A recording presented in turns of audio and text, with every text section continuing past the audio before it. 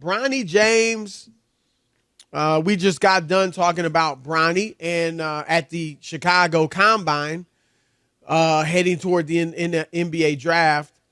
And there are reports out, a few reports today about the Lakers who are, of course, are embroiled in a coaching search. And the reports have 3 finalists, or leaders, I should say, for their coaching job. And it is JJ Redick is one of them. Sam Cassell is another who I like a lot. And then Joe Borrego is the third. And he coached in Charlotte when Michael Jordan was the owner. Didn't have much success, but I don't remember that name at all, Chris. I don't remember that. Yeah, name. Joe Borrego? Yep. James Borrego. Oh. James Borrego. He's an assistant now with the Celtics, but coached the Charlotte Hornets. Didn't have much success, but in fairness, they don't have a lot of talent. And so those are the 3 favorites. And then there's also reports from Shams Charania that the Lakers are very interested in drafting Bronny James. So, you know, a lot of people think LeBron is running the franchise, Rob. I do not. I don't think he's running the franchise. He wanted Ty Lue, didn't get him. They gave him Frank Vogel instead. He wanted Kyrie. They wouldn't trade Austin Reeves and company to try to get Kyrie. So he's been told no. He's been told yes. He wanted Westbrook, and obviously they wouldn't got him. But I think it's a little overblown that LeBron is just running things. But do you think the fact that JJ Redick and the reports, Jovan Buha of The Athletic, who's our friend of the show, who's on here a lot, yep, he said that Redick is the slight favorite. So when you see that they may or are very interested in drafting Bronny and that JJ Redick is a favorite reportedly for their coaching job, do you think that means that LeBron is indeed running things? Chris, I got a message for Jeannie Buss and for the Lakers. Stop the madness. You will regret this. What are you doing where the Los Angeles Lakers are turning over its franchise to LeBron James, who, Chris, by all accounts or most accounts, won't win again, okay? I don't think he'll win another chance. Okay, most people believe he will not win again. And yet here you are, a marquee franchise, not only in the NBA, Chris, but in all sports. Absolutely. You will regret this by allowing this franchise to be run like a mom and pop store. Is this on? This is the Los Angeles Lakers. This is not the Charlotte Hornets, Chris. It's not some Mickey Mouse franchise, the Orlando Magic. This is the Los Angeles Lakers, where some of the greatest players who have ever played, most of the greatest players, okay, yeah, have worn this uniform. There are never going to be empty seats. I don't care what you call the arena. I don't care who's playing there. I don't care who your star is at that time, Chris. They sold out when Smush Parker played alongside of Kobe Bryant. Stop it already. Well, it wasn't because of Smush. No, but I'm just saying, they're going to sell out regardless. They still had Kobe. They're selling out regardless. And my point is, the idea and the notion about JJ Redick being at the top of your list to be your head coach, it's one thing, Chris, if this is the University of Wisconsin at Green Bay and you want to take a flyer. Why'd you say them? And you want to take a flyer on a novice. Shout out to Doug Gottlieb. Congratulations to our colleague, Doug Gottlieb. If you want coaching Green Bay. I'm with it. I like that. That's fine, Chris. I'm happy for Doug. For the University of Wisconsin at Green Bay. Hold on. But it's damn it, before, it ain't about the Los Angeles Lakers. This is not the organization that is giving people their first opportunity in this situation where supposedly you have a team that's ready to win. Chris, if you got LeBron James and you got Anthony Davis and you really believe you have a chance, you can't put LeBron's podcast partner on his contemporary and ask him to guide this team to a championship. It is embarrassing where the Lakers are and what they're doing. They will regret this. I know they don't want to believe it. Somehow they went 5 years without the playoffs with Kobe Bryant still on the team. Go ahead. Turn the keys over to LeBron and let him drive the car around. He's 40 years old. He'll drive your car with the blinker on for the next 3 years. Go ahead. All right. It's a mistake. Okay. Sounds nice, Rob. Sounds fine. But the reality is that you're way, way overblowing this. All right. First of all, and I don't think they should hire JJ Redick. Let me say this.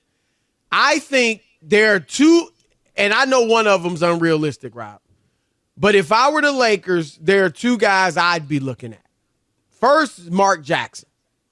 And I know he's persona non grata in, Chris, it ain't happening. So, yeah, I agree with you. But Mark Jackson so should have been coaching 10 years ago. And I gotta be honest, right? I do think also if LeBron, and I don't know for a fact he would push for Mark Jackson, but I do think he would respect Mark. And I think if he was giving them like a list of names, I would expect that Mark Jackson would be on it. But I don't necessarily think he's giving them a list of names. Secondly, Rob, I would look at Sam Cassell, who is on the list. And Sam has paid his dues. He's been Sam everywhere, has been Chris, a long and time assistant. Yes, he's in Boston now. And you know this, right? I covered Sam when he was with the New Jersey Nets, and they were the New Jersey Nets at that time. And Sam was a leader. Players loved him. He was fun, but he was a leader. He would tell you what needed to be done. And got it done, Chris, in Houston. Yes. And got it done, Sam And while, Cassell. look, Stephon Marbury in his prime was better than Sam. But I was there when they made that trade, and it went south with Marbury because it just wasn't a fit, his personality and everything. And they would have been better off with Sam. Even though he wasn't as good as Marbury individually, he was just a better fit for that team. But anyway, I think Sam would be great. And hopefully they give him a legit shot. But here's what I'll say, Rob. First, if it's Redick, obviously you said he's LeBron's podcast partner, which he is, but he's more than that. He did play. And this would not be a first, Rob. Steve Kerr coached the Phoenix or the Golden State Warriors without ever coaching. Now, he had been in the front office in Phoenix, but had never coached. Mark Jackson, who we mentioned, had never coached when he went to Golden State. Derek Fisher, Rob, remember when he went to the Knicks, had not coached. That didn't work out, obviously, but still. And Larry Bird, you remember Larry Bird in Indiana, didn't coach. So this would not be unprecedented if it is JJ Redick. And then let me get to Bronny, if they draft Bronny. I mean, who's sitting on the end of the bench for Milwaukee? Thanasis Antetokounmpo. Doubt he can play a lick as far, relatively speaking to NBA players, but he's on the team. So if Bronny's the 15th man, 13th man, whatever it is, it ain't going to kill the Lakers. So I do agree with you, Rod. They're not going to win a championship. I don't see this team winning a championship in LeBron's next 3 years, whatever it is he has left to play. But I don't think they're winning a championship like any other way either. So I think, they obviously like LeBron. They want to bring his son, I think, they want to keep him with the franchise. Chris, I told you this before. I told you he was coming to the Lakers the whole time. I never doubted it. Doubted it. Okay. So you mean Bronny? Oh, yeah. I think he's getting drafted. Yeah, I think he's getting drafted by the Lakers too. But let me finally say this, Rob. You're right. They are run like a mom and pop shop. And that, I think they always have been to some degree, except they had who? The great Jerry West. Right. He's a basketball guy. Yes. He's a basketball guy. He knew what he was doing. But I mean, Jerry Buss, who was a great owner, but it's his family, Rob. And Jeannie and before her, it was her brothers.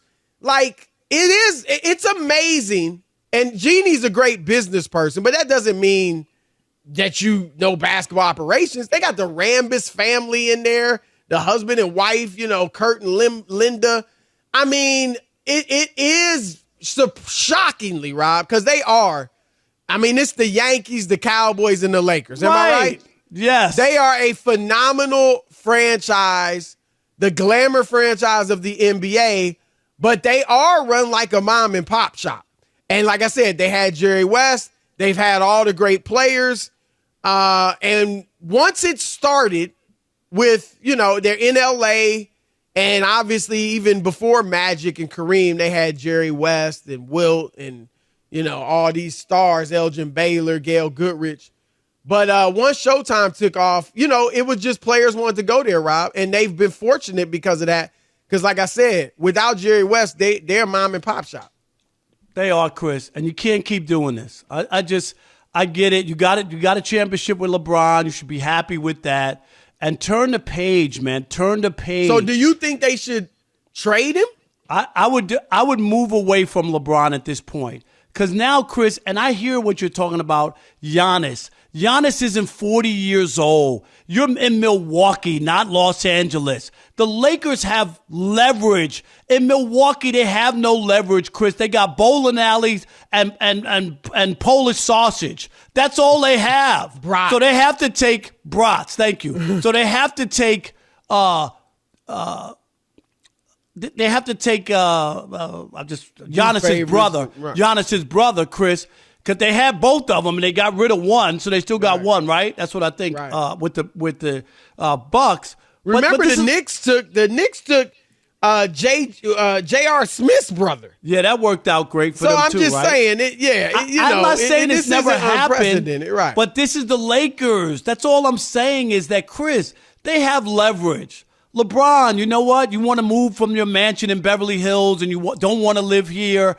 And you don't want the sunshine and you don't want the access to Hollywood and all the other stuff and you want to go somewhere else. Okay. But we're not just going to acquiesce and do whatever. Feel you, but so you think they should not draft Bronny? No. I don't think that they should. Because somebody's going to draft him. It sends a terrible message to your franchise. It just does. Does it? Yeah, the Lakers don't have to do this. No, they don't. They don't. Other franchises have to do it, Chris. And I'll give you a list. Look. There are places that would have to do this. They don't have to do this. I spoke to Rich Paul today, and he was saying that it's not like LeBron and Bronny are not tied at the hip. So like Bronny going to, let's say a team, Phoenix drafts Bronny in hopes of getting LeBron. He said LeBron's not just going to go take the minimum to play with Bronny. And so I think he's going to end up staying with the Lakers. Rich didn't say that for sure, but I think he's going to end up staying with the Lakers. But, I mean, I hear you. They don't have to. Of course, they don't have to draft Bronny. I don't see any harm in drafting Bronny. Like Ephraim said, those last few guys on the bench, they're not going to be, they're not going to make or break your team anyway. And I think JJ Redick, right, he already interviewed with Charlotte. So it's not like he's only on the list. I mean, I don't know for a fact, but my point is I think he would be he's on that, like he's viewed as a future coach is my point, and not just by the Lakers. So I don't think this is like just some guy, you know what I mean, out of the blue that LeBron says, hey, I want him. And it's like, really? I do think some people think JJ Redick will be a good coach.